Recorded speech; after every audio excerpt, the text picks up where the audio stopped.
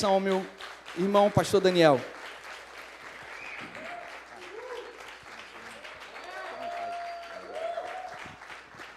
Boa noite, gente. Boa noite. A gente pode sentar.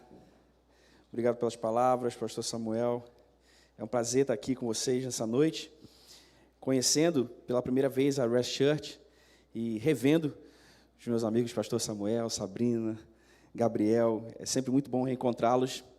Bom, deixa eu adicionar algumas informações ao que o pastor Samuel já disse a vocês. Meu nome é Daniel Nascimento, eu tenho 39 anos, sou casado há 17 anos com a minha esposa, que também é pastora, a pastora Erika Nascimento, está aqui com a minha bebezuca, Manu. Então, estamos todos juntos aqui para ter esse tempo com vocês, de celebração a Jesus e de edificação espiritual.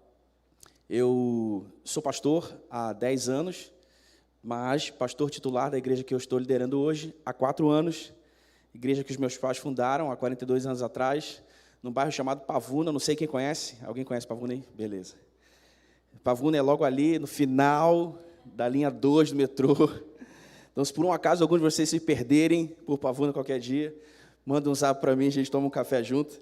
Quem sabe vocês possam conhecer a nossa igreja. Bem, minha filha chorando, coisa linda. Show de bebê é lindo, né, irmão? Bem, eu quero compartilhar uma palavra com você nessa noite que eu tenho certeza que vai abençoar o seu coração, como abençoou muito o meu coração, desde que eu tenho sido ministrado por ela. Se você tem uma Bíblia aí, eu gostaria que você abrisse a sua Bíblia em Marcos capítulo 3, Evangelho de Marcos capítulo 3. Nós vamos ler os versículos 13, 14 e 15. Cara, que xícara linda. Lindo isso. E o que tem aqui dentro? Hã? Isso aqui nesse aqui é o quê?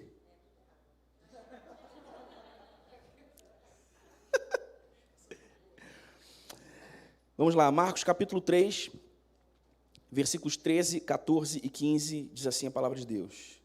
Jesus subiu a um monte e chamou a si aqueles que ele quis, os quais vieram para junto dele. Escolheu 12, designando os apóstolos, para que estivessem com ele e os enviasse a pregar, e tivessem autoridade para expulsar demônios. Por uma razão didática, eu gosto sempre de dar títulos às mensagens que eu ministro, e o título dessa mensagem é Identidade e Propósito, Autoridade e Ordem. Identidade e propósito, autoridade e ordem. Eu queria começar observando com você aqui no versículo 13 do capítulo 3 de Marcos, as expressões um monte e para junto dele. Você pode repetir comigo? Diga um monte para junto dele. Há aqui uma primeira lição valiosíssima sobre identidade e propósito, autoridade e ordem. E essa lição é a intimidade revela a identidade. A intimidade revela a identidade. E essa é uma verdade tão natural quanto espiritual, porque é na intimidade dos nossos relacionamentos que nós descobrimos quem o outro realmente é, à medida em que nós também vamos sendo descobertos como nós realmente somos. Um exemplo simples disso é os relacionamentos afetivos que nós construímos com os nossos parceiros, parceiras, a partir do namoro. No namoro, a gente se conhece num determinado nível de intimidade. E aí, então, nós noivamos e passamos a nos conhecer num nível de intimidade um pouco maior. Até que nos casamos e entramos um na intimidade do outro completamente. Esse caminho progressivo de conhecimento e de intimidade é um caminho também de revelação de identidade, não é? Nós somos conhecidos como realmente somos e conhecemos o outro como ele realmente é. E no nosso relacionamento com Jesus, a dinâmica é exatamente a mesma. Quanto mais nós nos aproximamos dele, mais nós descobrimos quem ele realmente é, ao mesmo tempo em que nós descobrimos mais sobre quem Deus nos criou para ser, tanto quanto nos aproximamos dele. Você entende o que eu quero dizer? Nosso relacionamento com Jesus, a intimidade que cultivamos com ele, nos revela quem ele é, à medida em que também nós descobrimos quem ele nos criou para ser. E eu pedi para que você notasse comigo as expressões um monte e para junto dele, no versículo 13 do capítulo 3 de Marcos, nós lemos. Por quê? Porque em toda a Bíblia, desde o Antigo Testamento ao fim do Novo Testamento, o monte representa um lugar de revelação, um lugar de comunhão íntima.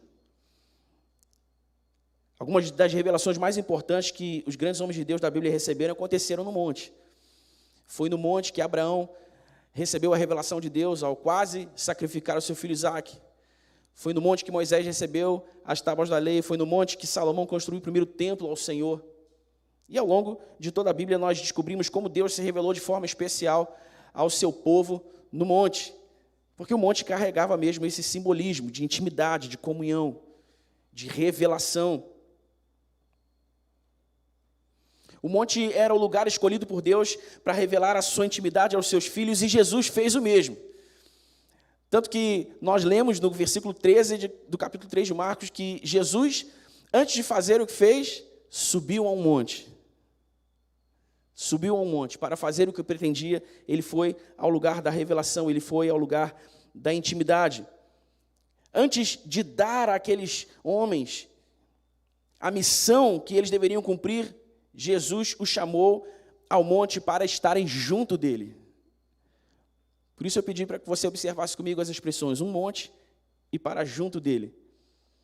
Antes de comissionar os homens que espalhariam o evangelho pelo mundo, Jesus os chamou ao lugar da intimidade, para que neste lugar, no lugar da intimidade, ele pudesse não só revelar o seu coração, mas também consolidar no coração daqueles homens a sua nova identidade.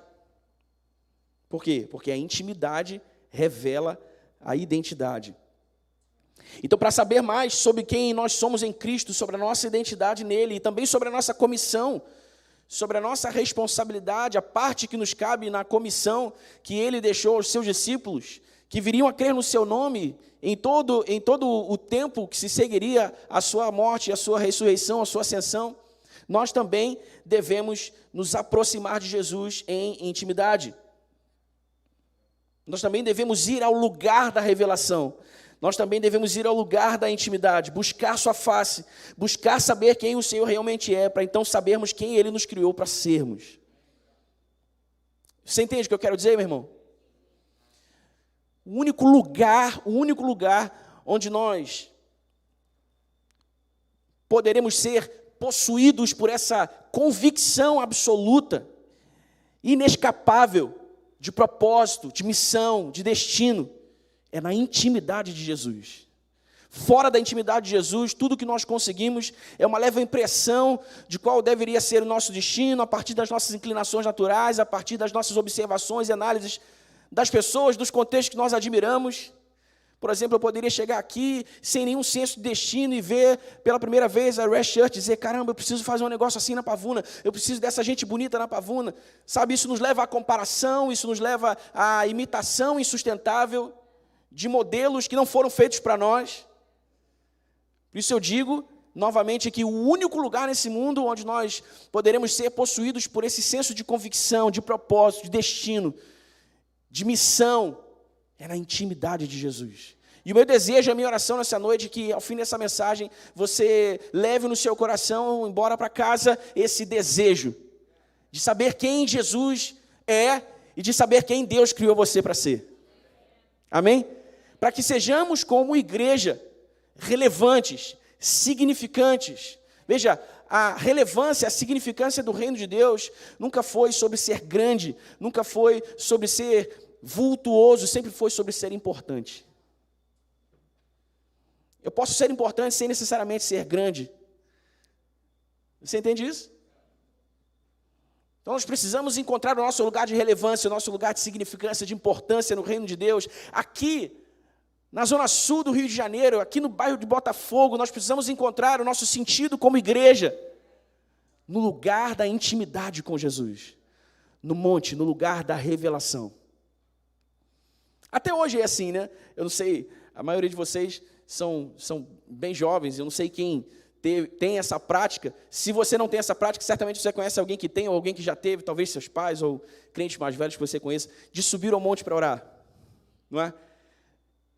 Quando a gente vai ao monte para orar, a gente vai com esse sentimento de que lá a gente vai estar mais perto de Jesus, de que lá a gente vai estar mais propício a uma revelação de Jesus. Isso é assim desde os tempos do Antigo Testamento. Então, a primeira lição que a gente aprende aqui com o chamado de Jesus aos seus primeiros apóstolos é essa: a intimidade revela a identidade. Só na intimidade de Jesus é que você vai descobrir quem você nasceu para ser. Amém, igreja? A segunda lição que a gente aprende aqui sobre identidade e propósito, autoridade e ordem, é que no versículo 14, conforme nós lemos, acompanhe mais uma vez comigo, o versículo 14 diz assim: escolheu 12, designando os apóstolos para que estivessem com ele e os enviasse a pregar. A segunda lição é que, se a intimidade revela a identidade, agora a identidade revela o desígnio. A identidade revela o propósito. A identidade revela a missão. A identidade revela o destino. Amém? Quando eu sei quem eu sou em Cristo e quem Deus me criou para ser, então eu sei exatamente para o que eu vim. Eu sei exatamente para o que eu estou aqui. Eu sei exatamente qual é a minha missão, qual é o meu propósito, qual é o meu destino. A identidade revela o desígnio. Jesus estava não só entregando uma nova identidade àqueles discípulos, como também dando-lhes um propósito, uma missão. Quanto mais nós nos aproximamos de Jesus em sua intimidade, maior se torna o nosso senso de propósito. A revelação do que fomos ungidos para fazer sempre será posterior à revelação de quem Ele nos fez para sermos. Sempre descobriremos quem somos antes de saber para o que somos. O ser sempre precederá o fazer. Se queremos ser relevantes como igreja aqui na Zona Sul do Rio de Janeiro, relevantes como igreja aqui no bairro de Botafogo, precisamos saber que estar com Jesus sempre será mais importante do que fazer coisas para Jesus. Amém? Que todos os que chegarem a Rest Church levem embora para casa essa impressão. Uau, aquele povo está com Jesus. Aquele povo gosta de estar com Jesus. Eu me lembro da experiência dos primeiros discípulos, dos primeiros apóstolos, em Atos dos Apóstolos, quando, se eu não me engano, Pedro e João são presos pela primeira vez e, diante de um discurso efusivo de Pedro, as autoridades que os prenderam disseram: esses caras estiveram com Jesus. Esses caras estiveram com Jesus. Porque, veja, nós sempre, refazendo a minha fala, estar com Jesus sempre será mais importante do que fazer coisas para Jesus. Você se lembra de Marta, Maria e Lázaro? A Bíblia diz que Marta estava ocupada com muitas coisas, Lázaro estava sentado à mesa e Maria foi quem se prostrou aos pés de Jesus para adorá-la. Então veja, a exemplo de Marta é possível fazer coisas para Jesus sem estar com Ele. A exemplo de Lázaro é possível estar com Jesus sem servi-lo, sem fazer coisas para Ele. Mas a exemplo de Maria, nós precisamos saber também que quando nós reconhecemos Jesus, quando nós sabemos que Jesus está lá e nós estamos com Ele, a única reação aceitável é nos prostrarmos diante dEle para adorarmos o Seu nome, adorarmos a Sua grandeza, a Sua beleza, adorarmos quem Ele é. Então nós primeiro descobrimos e entendemos quem somos, para então sabermos e entendermos o que devemos fazer. Antes de saber que a sua missão era pregar, os discípulos precisaram entender que agora eles seriam apóstolos. Isso só aconteceu depois de terem estado com Jesus no lugar da intimidade, no lugar da revelação. Eles foram ao lugar da revelação e receberam uma nova identidade. Olha, agora vocês não são mais pescadores, homens simples, vocês agora serão apóstolos. Aqui está a identidade. Então, agora como apóstolos vocês serão enviados a pregar. Aqui está a sua missão, aqui está o seu propósito. Então, para conhecermos nosso propósito em Cristo, devemos subir o monte, o lugar da revelação, para estar junto de Jesus. Precisamos ir a Ele em intimidade, buscar sua face, buscar saber quem o Senhor realmente é, para que então descobramos também quem Ele nos criou para ser. Amém, irmãos? Primeira lição, a intimidade revela a identidade. Segunda lição, a identidade revela o propósito, o desígnio. Terceira lição que a gente aprende nesse texto aqui é que o propósito ou o desígnio requer autoridade. Veja no versículo 15, a Bíblia diz que Jesus os designou para que eles fossem enviados a pregar e para que tivessem autoridade para expulsar demônios. Autoridade para expulsar demônios. Aqui nós vemos que depois de dizer aos discípulos quem eles eram e o que eles fariam, Jesus conferiu a eles a autoridade. Diga comigo a autoridade. Escute isso, é impossível realizar a obra de Deus sem autoridade. Assim como é impossível receber autoridade sem um propósito, sem um desígnio. A sua autoridade é para cumprir o seu propósito. Há uma medida de autoridade liberada por Deus para a Rest Church, para este tempo, para esta hora, neste lugar, nesta cidade. E esta autoridade, ela só servirá ao seu propósito. Ela só servirá ao seu desígnio. A minha autoridade não serve. A autoridade da minha igreja na Pavuna não serve a esse lugar, não serve a esse propósito. Você entende o que eu quero dizer? É como vestir uma roupa feita para o seu tamanho, feita para você. Assim é a autoridade do reino. Muitas pessoas estacionaram na irrelevância e não estão vivendo uma vida como Deus quer, estão vivendo uma vida sem autoridade porque desconhecem o seu desígnio. Escute, essa não é uma pergunta difícil de responder. Se você for honesto consigo mesmo, você vai, talvez mais da metade desse auditório levante a mão. Se eu perguntar, você tem um profundo senso de propósito, de desígnio, de missão, de destino? Quem é que sabe exatamente para o que nasceu? Eu não vou pedir para você levantar a mão. Vou pedir para você levantar a mão. Agora, essa é uma pergunta tão simples de responder. E eu posso afirmar para você que na minha experiência como pastor, muito poucas pessoas têm esse profundo senso, esse profundo sentimento, mais do que isso, essa fé convicta de propósito, de destino. Cara, eu não sei, eu estou vivendo a vida, eu estou fazendo as minhas coisas, eu vou à igreja todo domingo, mas não sei, esse negócio de destino, missão, propósito. Efésios 2,10 diz que nós somos feituras de Deus, criados em Cristo Jesus para boas obras que Deus preparou de antemão para que andássemos nelas. Deus preparou de antemão. A que tempo se refere essa expressão? A eternidade. Deus escreveu na eternidade. O salmista Davi, no Salmo 139, diz, olha, todos os meus dias foram ordenados pelo Senhor, enquanto nenhum deles ainda existia.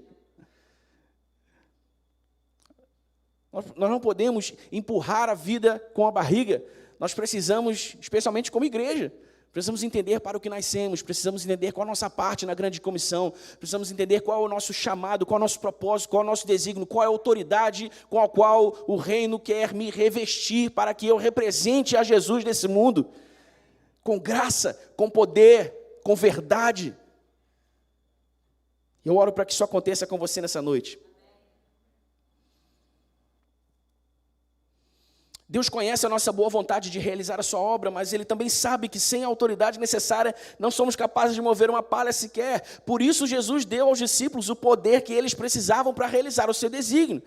Olha, eu chamei vocês para que vocês não sejam mais pescadores, eu chamei vocês para que agora vocês sejam apóstolos. Como apóstolos eu vou enviar vocês numa missão, vocês vão pregar o evangelho do reino.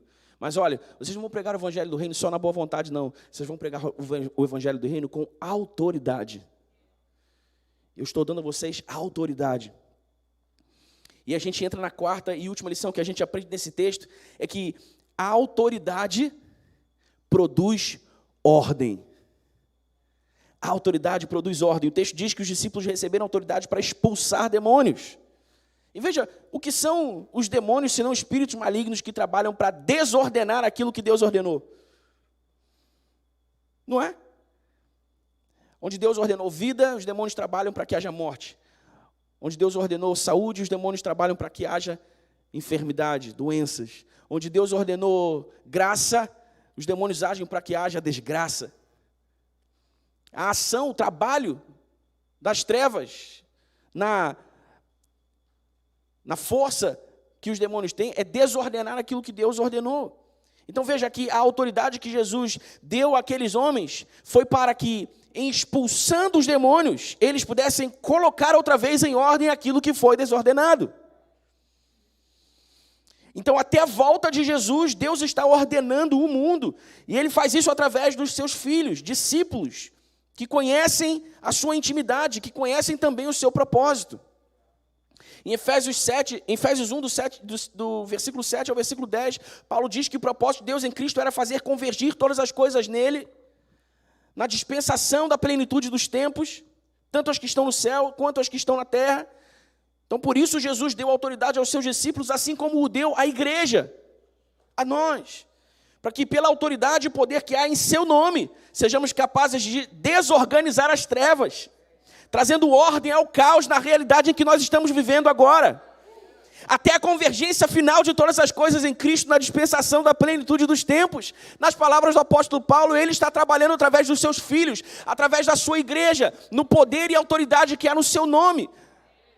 E esse poder e autoridade estão sobre nós, para cumprirmos a nossa missão, consciente do nosso propósito esse que descobrimos no lugar da revelação, da intimidade.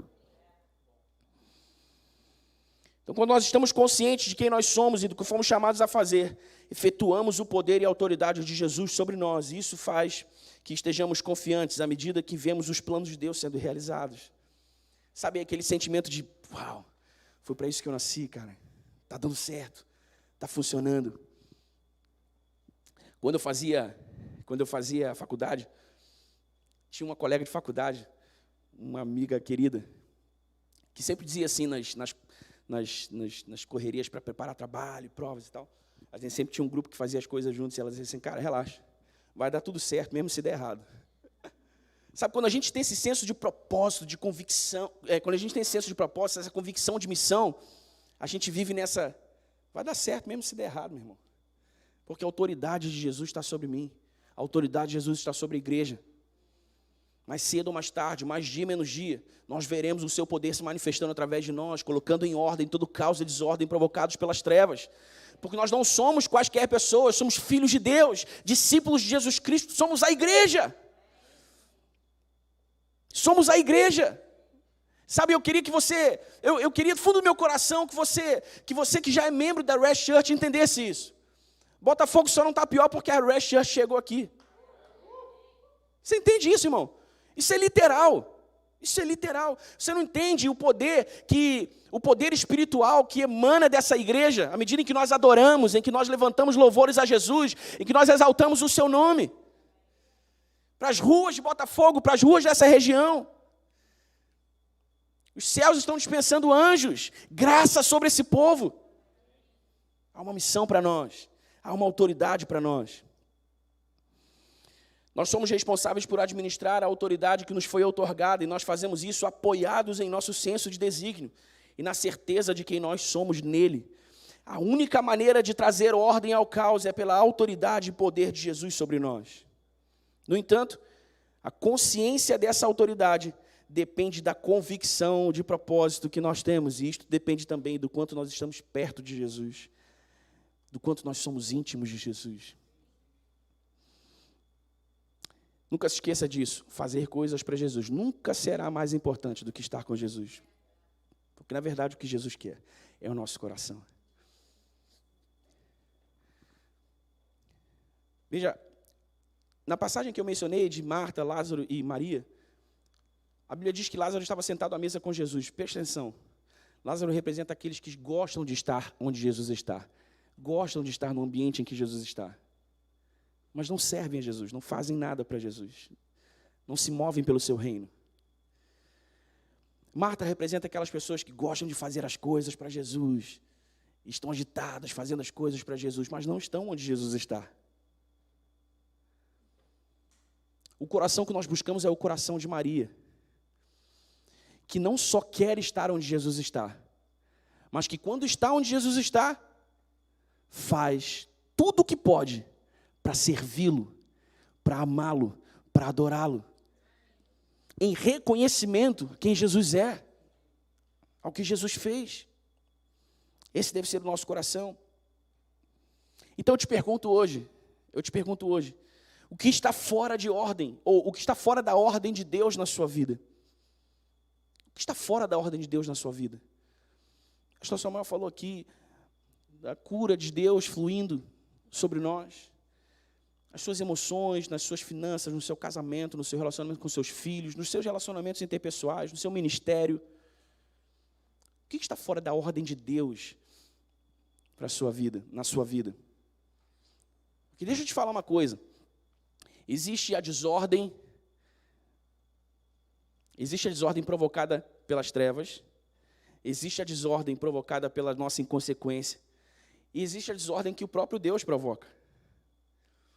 A desordem que o próprio Deus provoca, Ele o provoca para esticar a nossa fé, a nossa confiança, a nossa perseverança, nos forjar como filhos, nos amadurecer. A desordem que a nossa inconsequência provoca, isso pode tomar diversas formas, as mais variadas possíveis, são aquelas que nós provocamos por escolhas erradas, decisões mal tomadas. Mas a graça de Deus, a misericórdia de Deus para nós. Agora, a desordem que é provocada pelas trevas, irmãos, veja só, a igreja recebeu a autoridade de Jesus, a autoridade do reino, para expulsar demônios. Presta atenção na abordagem aqui. Porque com demônio a gente não é fofinho, não. Com demônio a gente não é educadinho, não. Demônio a gente expulsa. Sabe, a Red Church é a polícia do reino aqui em Botafogo. Então nós precisamos nos levantar nessa autoridade e dizer, olha, o reino de Deus chegou. O reino de Deus chegou. Estender as nossas mãos e começar a proclamar a ordem do reino, no poder e autoridade, no nome de Jesus que nos foram dados. Amém? Mas antes disso, nós precisamos nos respondermos nessa noite. O que está fora da ordem de Deus na nossa vida? Se você é um filho de Deus, tem que saber que a autoridade de Jesus, ela ordena todas as coisas segundo a vontade de Deus. E essa autoridade está sobre você. E não há absolutamente nada que as trevas possam fazer para mudar isso. Tudo o que você precisa fazer hoje é se levantar em fé e usar a autoridade do nome de Jesus que você carrega. Use sua autoridade espiritual para estabelecer o seu propósito, estabelecer o seu desígnio, realizar as obras de Deus, de acordo com a vontade perfeita dEle. Não amanhã, não semana que vem, hoje mesmo, agora mesmo. Sabe o que eu quero dizer? É literal. Você pode chegar em casa e ordenar um relacionamento que está desordenado ou fora da ordem de Deus. Sabe, você pode dizer, chega, hoje eu decido perdoar. Chega, hoje eu decido liberar perdão. Chega, hoje eu decido chamar para amar. Chega, hoje eu decido liberar. Chega, hoje eu decido ofertar, eu decido contribuir. Chega, hoje eu decido dar uma virada nesse jogo. Eu não faço isso só porque eu quero, só porque, sabe, eu fui num culto legal e o pastor me estimulou. Não faço isso porque eu estou consciente de que a autoridade do reino está sobre a minha vida. Em nome de Jesus, toda desordem na sua vida será ordenada, meu irmão. Em nome de Jesus, toda desordem na sua vida será ordenada. Eu não sei para quem eu estou falando aqui exatamente agora, mas eu quero dizer uma coisa aqui, em nome de Jesus, em nome de Jesus. Em nome de Jesus, a partir de hoje você vai dormir. Há pessoas aqui sofrendo com insônia, pessoas aqui com dificuldade para dormir, por causa de ansiedade. Níveis de ansiedade altos que estão beirando a depressão. Jesus está curando você nessa noite. Jesus está curando você nessa noite, você vai dormir. Você vai dormir, em nome de Jesus. Dê o seu testemunho depois, pastor Samuel. Dê o seu testemunho, porque Jesus está aqui. Jesus está aqui, o seu reino está aqui. Aleluia! A intimidade revela a identidade revela o propósito requer a autoridade, e a autoridade produz ordem. Toda desordem só será desordenada quando os filhos de Deus se voltarem ao monte, ao lugar da intimidade de Jesus, para descobrirem quem são, qual o seu desígnio, para receberem a autoridade de Jesus e se moverem em fé. Que eu e você, meu irmão, que todos nós aqui na Red Church hoje sejamos essa geração de filhos que ordenarão na terra todas as coisas segundo estão ordenadas no céu, para que o mundo veja a glória de Deus em Jesus através de nós. Amém? Você recebe essa palavra? Você concorda comigo? Vamos iluminar Botafogo, vamos iluminar a Zona Sul do Rio de Janeiro, vamos espalhar a autoridade do reino, vamos alargar os raios de influência do reino de Deus aqui em Botafogo, aqui na Zona Sul dessa cidade, espalhando amor, graça, vida, saúde, poder, generosidade, favor. Isso só acontece quando estamos na intimidade de Jesus, quando conhecemos nosso propósito, quando estamos conscientes da autoridade que recebemos e quando nos movemos em fé para ordenar toda a desordem. Amém? Eu queria orar com você, feche seus olhos, ore comigo. Senhor, obrigado, muito obrigado porque estamos juntos nessa noite, recebendo a Tua palavra, sendo encorajados, sendo fortalecidos, sendo animados, para sermos quem o Senhor nos criou para sermos. Muito obrigado, Senhor, muito obrigado. Pai, eu oro para que cada um de nós estamos recebendo essa palavra hoje, sejamos profundamente tocados a partir de hoje mesmo, nos levantarmos em fé, para debaixo da autoridade que o Senhor nos dá, colocarmos em ordem tudo que está fora de ordem na nossa vida, para que a glória do Teu nome resplandeça sobre toda desordem, para que a glória do Teu nome resplandeça sobre toda circunstância adversa, sobre toda circunstância contrária à vontade do Senhor. Eu libero aqui, Senhor, nessa noite, essa palavra. Casamentos serão reconstruídos, serão reformados, relacionamentos serão fortalecidos, filhos se tornarão aos pais, pais se tornarão aos filhos, almas serão curadas, aliviadas nessa noite, enfermos serão curados nessa noite, porque o Teu reino está aqui, aleluia, louvado seja o Teu nome, Senhor. Se você recebe essa palavra, dê um forte aplauso a Jesus, que Deus abençoe a sua vida. É um prazer estar aqui com você. Levante-se aí e fique de pé no seu